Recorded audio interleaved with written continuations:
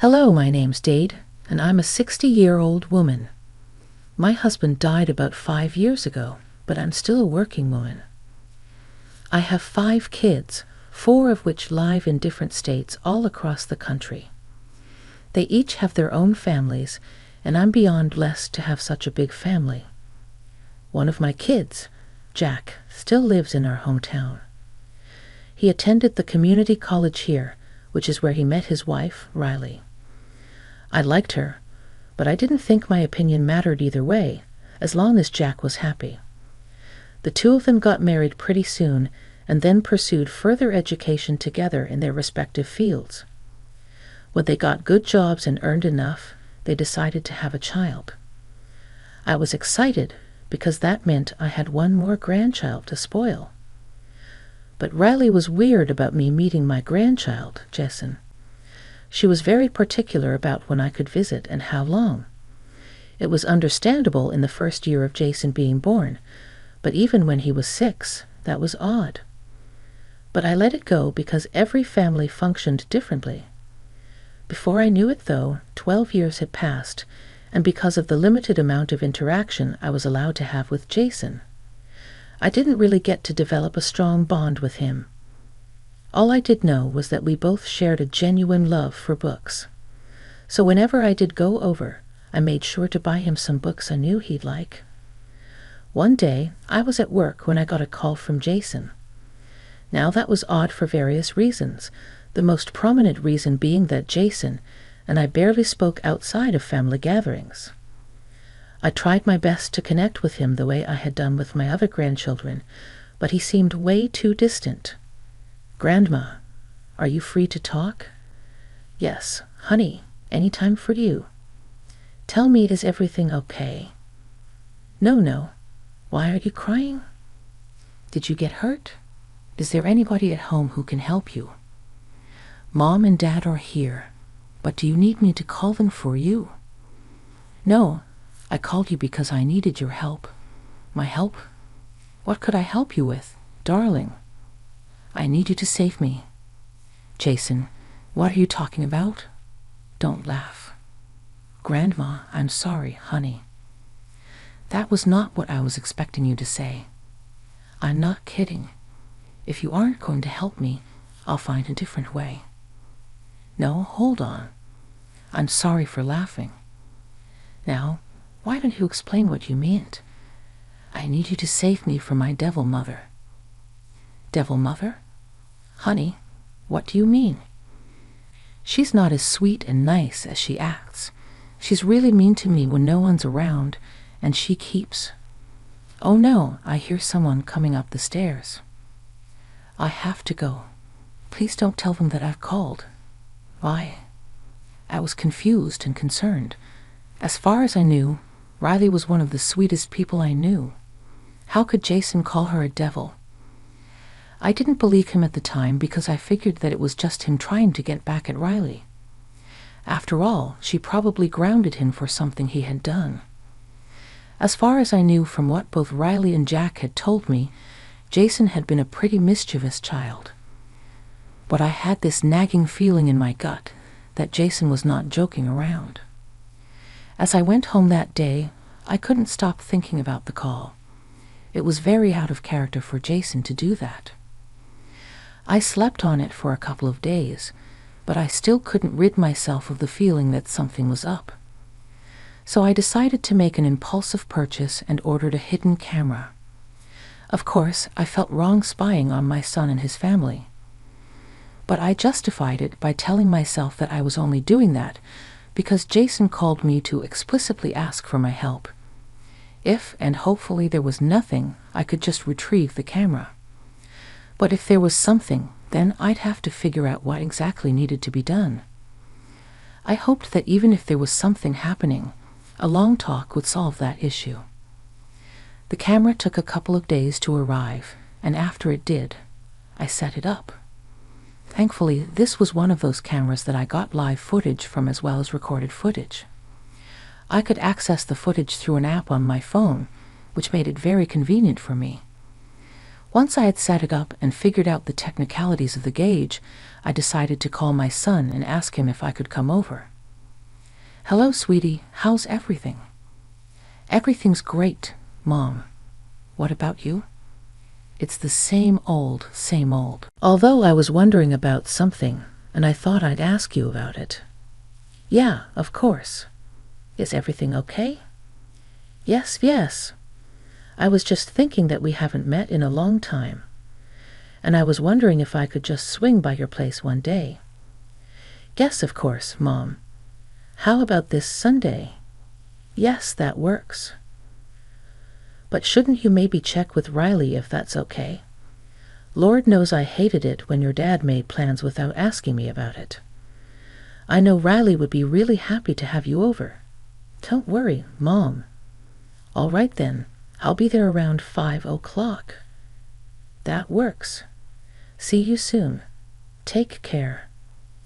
Even though I was going to Jack's place with ulterior motives, I was actually still excited to go spend time with my son. Considering I never really saw the rest of my family until the holiday season, it felt nice to have one of my children staying in the same town. I tried my best to not intrude because they were living their own lives. The weekend came by pretty quickly. I got ready pretty early on and figured that I should take something over to their place. I went to the grocery store and picked up a nice bottle of wine, and I bought a couple of books for Jason because I knew he loved to read. When I got to my son's house, I was greeted warmly by all three of them. Jason looked at me with so much relief that I got concerned again. He hadn't tried to contact me after that first phone call, so I had no way of knowing what he was going to say when he hung up. I spent the next couple of hours just talking to Jack and Riley. We had dinner and drank wine. At some point, Jason went to his room because we were talking about adult things that I bet weren't of interest to him. So I excused myself to go talk to Jason. Riley did try to subtly stop me, but I insisted because I had visited them after a long while, and I didn't think it was right to not spend time with my grandson. Jack stopped Riley from saying whatever he wanted to and told me to go talk to Jason. Once I got to his room, I shut the door behind me. I walked over to him and handed him the books I had gotten him. We talked for a while about the books, a conversation that he had started. He seemed. I was really excited about them, so I let him ramble on about them. I didn't try to bring up what he had mentioned because I wanted him to do it. We moved on to talking about other things, like what was going on in our lives. At some point while he was talking to me about his school and other things, he grabbed one of his notebooks and began to write something in it. He showed it to me, and it said, "Mom's listening, can't talk about anything." I couldn't tell if he was being serious or just paranoid, but I went along with it. We continued our conversation while I wrote my plan in the notebook. I told him that I had brought along a hidden camera with me and asked if I could plant it in his room. He seemed hectic and agreed instantly. I shuffled around the room and found a good spot to keep the camera that gave me a good view of the room. I started the recording and checked my phone to make sure that the camera worked. I sat with Jason a little longer until I told him that it was getting late and that I should get going. I did leave my scarf behind, so I would have an excuse to come back whenever I needed to. I remember hearing footsteps hurriedly shuffling away from the door after I said that, and it made me wonder if Jason truly was right. I didn't pay much mind to it at that time, and I hugged Jason goodbye. I went back downstairs and said my goodbyes to both Jack and Riley, and then made my way back home. I was pretty exhausted from the night, but I did check the camera when I got back home. I stayed up for an hour to read and kept an eye on the footage just in case something happened. All that had happened was my son walked into Jason's room and asked him what we had talked about. Jason told him about it, and that was that. I fell asleep eventually, and when I woke up the next morning, I didn't check the cameras. I rushed to work, and I only checked the camera when I knew Jason would have been back from school. Once again, nothing much happened, and I was beginning to think that Jason really was lying. I decided to give it just another day, and if I didn't find anything, I would go over when neither Jack nor Riley were home, and I'd ask Jason to give me the camera back. But that night, as I kept an eye on the footage while I read, I found out what Jason was trying to tell me. I watched Riley enter the room with a stick in her hand, with Jack trailing behind her. I immediately unmuted the video. I heard Riley ask Jason what he did that entire day. She made him narrate it to her in extreme detail. Whenever he stuttered, she would sharply ask him if he was lying, and if she felt like he was, she had him put his palms out and would deliver 2 to 3 swift raps against his knuckles. I watched in growing horror as the number of times she kept hitting him got more and more frequent. Jason was sobbing, and Jack just stood there and watched. I was disappointed and disgusted with what I was watching. I had raised all my kids in a very gentle manner. I barely even yelled at them because I believe that kids are smarter than we think. While we may not be able to reason with them, they are capable of understanding when you explain things to them.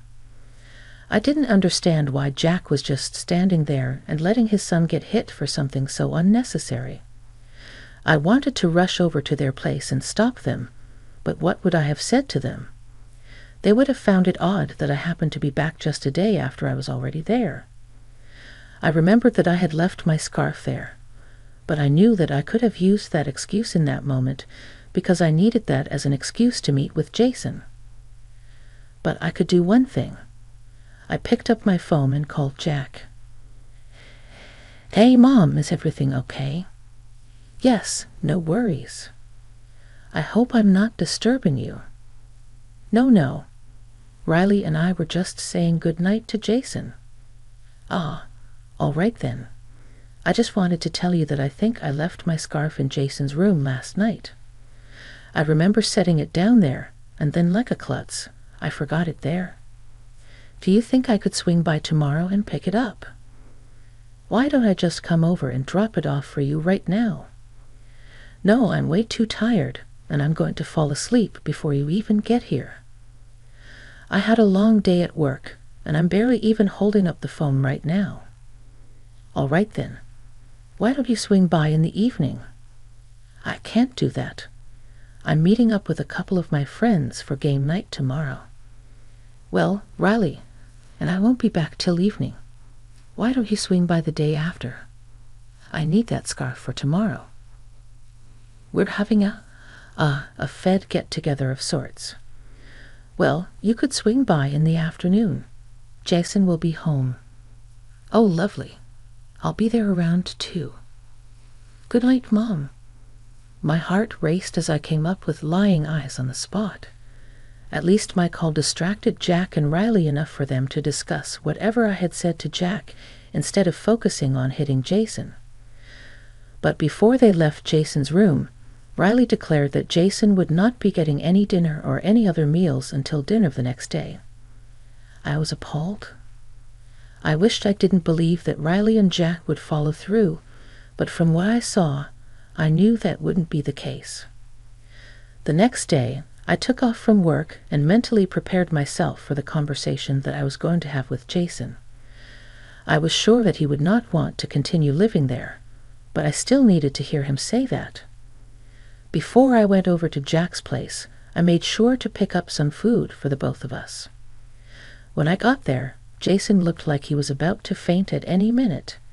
He looked weak, and he was very lethargic. Riley really did make him not eat anything. I quickly gave him his food and watched as he devoured it. I felt so sorry for him, and I knew that I wanted to make things better for him. When he was done eating, I spoke to him. "Did you see everything that happened?" "Yes, Grandma, and I'm so sorry for laughing at you earlier." "I had no idea." "No, it's okay. I know Mom seems like the nicest person, but has she always been this way? The beating only started recently, but the starving has been going on for a while, and I just need to get a clearer understanding. So, could you tell me why Jack isn't doing anything?" "He's too scared of Mom. He just follows her everywhere and listens to everything she says. Everything she wants, she gets.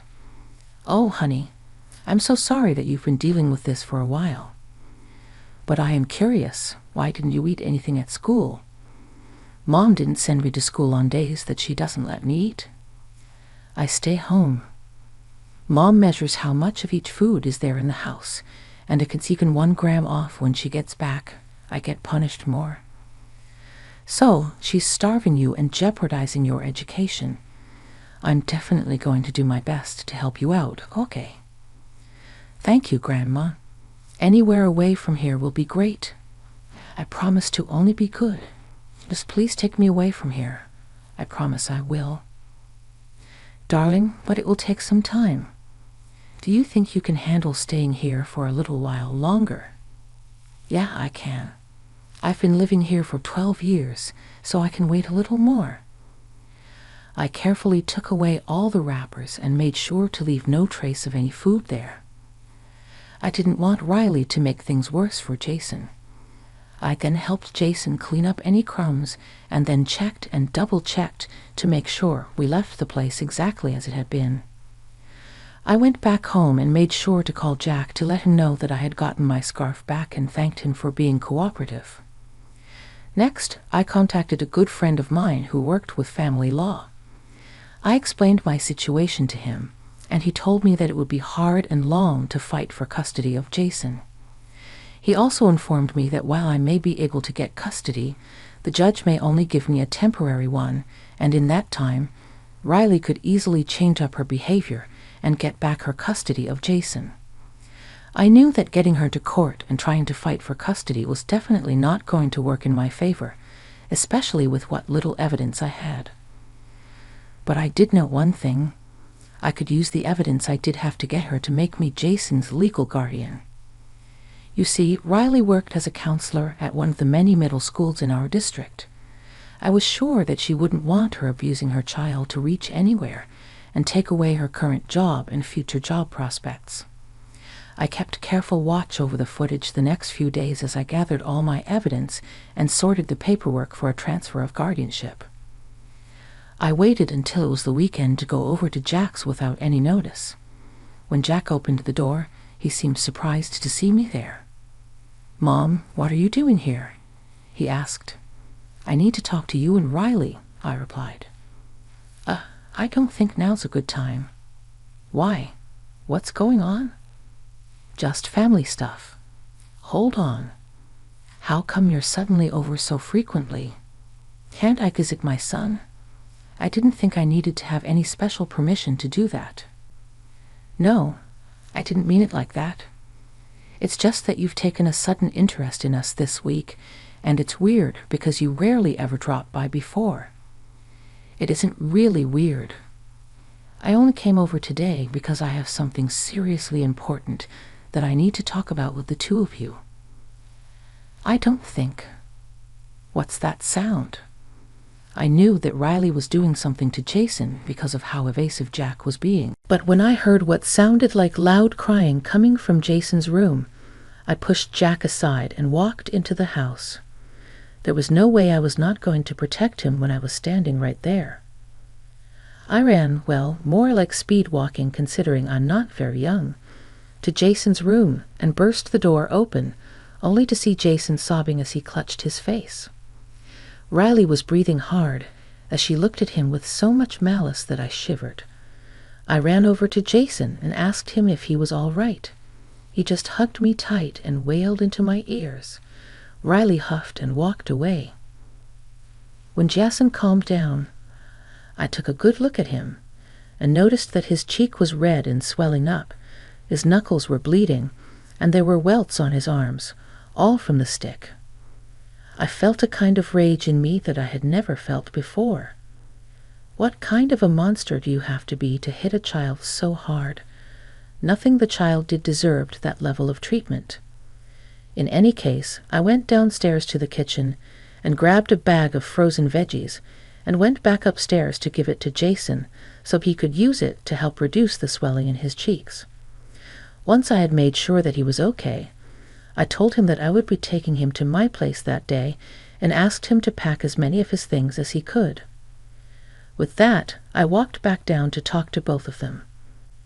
Riley looked mad, and Jack looked like he wanted to be anywhere but there. "How dare you just barge into our home that way?" Riley exclaimed. "Isn't it a good thing that I did? You are hitting your child, for crying out loud. What I do in my family is none of your business. Your child is my grandson, and he is a part of my family too. You're hurting him, and I can't let that go on. He may be your grandson, but you don't live with him. You don't know what a brat he is. I'm just disciplining him. Who cares if he's a brat? He's a child, and there are so many other ways to go about disciplining a child other than hitting them. I mean, you of all people should know this. Listen, I don't believe in any of that gentle parenting crap. Leave me and my family alone. You got it. I'm afraid I can't do that." "What do you mean?" I handed Riley the papers that she needed to sign to transfer guardianship rights to me. Both she and Jack stared at the paper for a long minute before looking at me in utter confusion. I explained to both of them that they both had to sign the papers or I would be releasing the proof I had of them hitting Jason. "What do you mean by proof?" Riley asked. "I set up a hidden camera in Jason's room last week, and I have all the proof I need. Neither of your jobs will appreciate what you guys do. Especially yours, Riley. If you want to have any income at all, I suggest that you sign the papers. You were spying on us. That's a gross violation of our privacy. Don't get me wrong, but I was only acting on information that I had. I needed to make sure Jason was doing all right. Mom, don't do this to us. Give us another chance. I'll make sure it doesn't happen again. I don't want to hear any of it. I'm very disappointed in you, Jack. I raised you to be better than this. You're just as disgusting as Riley, if not more. I'm taking Jason with me, and I expect the papers to be signed. After, if you don't, you know what will happen." I knew that neither of them wanted to play with that kind of risk, so they didn't put up a fight when Jason and I walked out. I took Jason to go get dinner and ice cream, and I tried my best to comfort him. I provided him with a safe space to share his feelings and to just exist without the fear of one tiny action causing havoc. In the weeks that followed, I was granted legal guardianship of Jason. Riley and Jack cited that they planned to move to a different state and didn't want to disrupt Jason's education as a reason for transferring guardianship. The two of them did end up moving, which proved to be a big sigh of relief for me. Jason is doing much better now, and he seems a lot happier knowing that he won't ever run into his parents for a long while. This has brought about a better side to him. He's one of the kindest and sweetest kids I know.